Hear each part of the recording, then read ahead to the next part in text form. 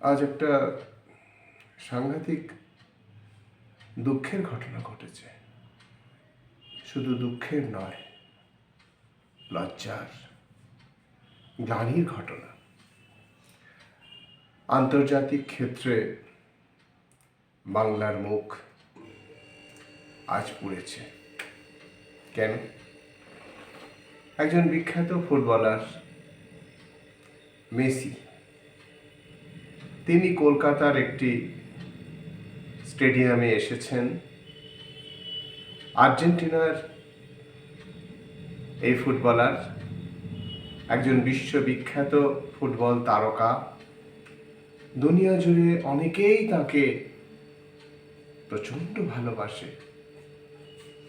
সেই ভালোবাসা থেকেই ফুটবল পাগল মানুষ তাকে কাছ থেকে দেখার জন্য টিকিট কেটে সেই ক্রীড়াঙ্গনে গেছিলেন। ঘটনা এই যে মানুষ অনেকেই মেসিকে যেভাবে দেখবেন আশা করেছিলেন তা পূর্ণ হয়নি। তারা মেসিকে দেখতে পাননি এবং এই না দেখতে পাওয়ার জন্য যে মনোকষ্ট, সেটা তাদের রূপান্তরিত হয়েছিল ক্রোধে, ক্ষোভে, জ্বালায় এবং অসংযম। তারা কি করলেন? সেই ক্রীড়াঙ্গনের ভীষণ ভাঙচুর করলেন। আমাদের জীবনে অনেক ঘটনা ঘটে যা আমাদের পছন্দসই নয়, যা আমাদের আশার যে জায়গাটা তাকে আহত করে, আমাদের আশাহত করে। কিন্তু আমরা যদি তার জন্য ভাঙচুর করি, দেশের সম্পত্তি নষ্ট করি, তাহলে আমরা কি কোনো সমাধানে পৌঁছই? আজকে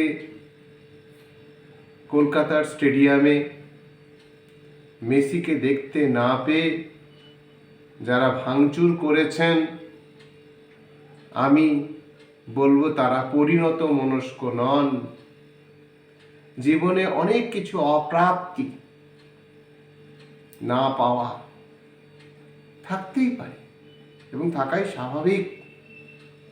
আমি যা চাইব, আমি যার জন্য দাম দেব, পরিশ্রম করব, তারপরেও সেটা যে আমি পাবই, সবসময় তা নাও হয়ে উঠতে পারে। কিন্তু তা বলে আমি এমন কিছু করব না যাতে মানুষ হিসেবে আমার পরিচয়টা নিচে নেমে যায়। আজকে কিন্তু সেটা হয়েছে।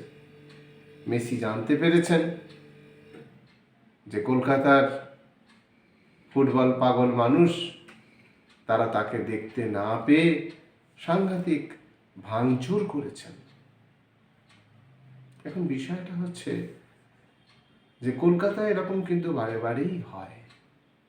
আমার মনে আছে একবার একটা খেলার সময় পদপিষ্ট হয়ে মারামারি ধাক্কাধাক্কিতে অনেক খেলা পাগল মানুষ মারা গেছিলেন। আমি ইডেন গার্ডেন স্টেডিয়ামে তাদের নাম লেখা দেখেছি। কিন্তু খেলাকে নিয়ে আগ্রহ ভালো, কিন্তু উন্মাদনা এমন জায়গায় চলে যাবে কেন যে মানুষের প্রাণ চলে যাবে?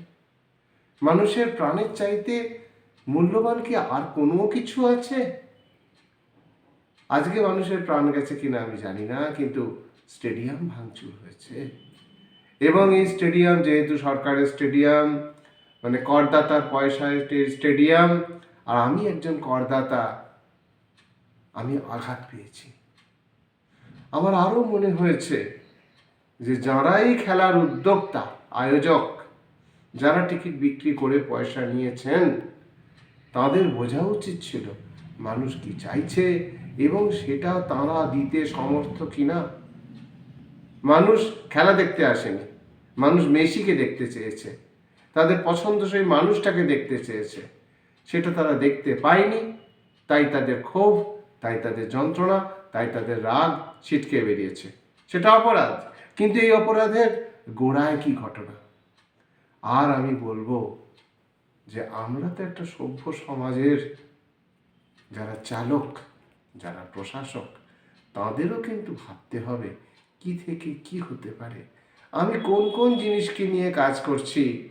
একজন রসায়ন বিজ্ঞানী যখন ল্যাবরেটরিতে কাজ করেন, তখন তিনি সতর্ক থাকেন যে তিনি কোন পদার্থ নিয়ে কাজ করছেন, কতখানি উত্তাপে, কতখানি চাপে তিনি কাজ করছেন, সেগুলো খেয়াল করে তাকে রাসায়নিক বিক্রিয়াগুলি করতে হয়।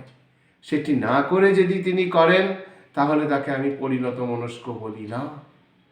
আজকে যা হয়েছে সেটা ফুটবল পাগল মানুষদের তরফে অসংযম, অভদ্রতা, অসভ্যতা, সেটা যেমন সত্য, এটা আয়োজকদের তরফে সাংঘাতিক ব্যর্থতা, এটাও সত্য।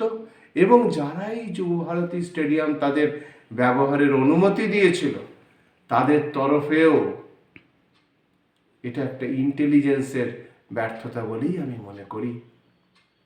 এটা আমাদের বাঙালিদের গ্লানি, লজ্জার দিন।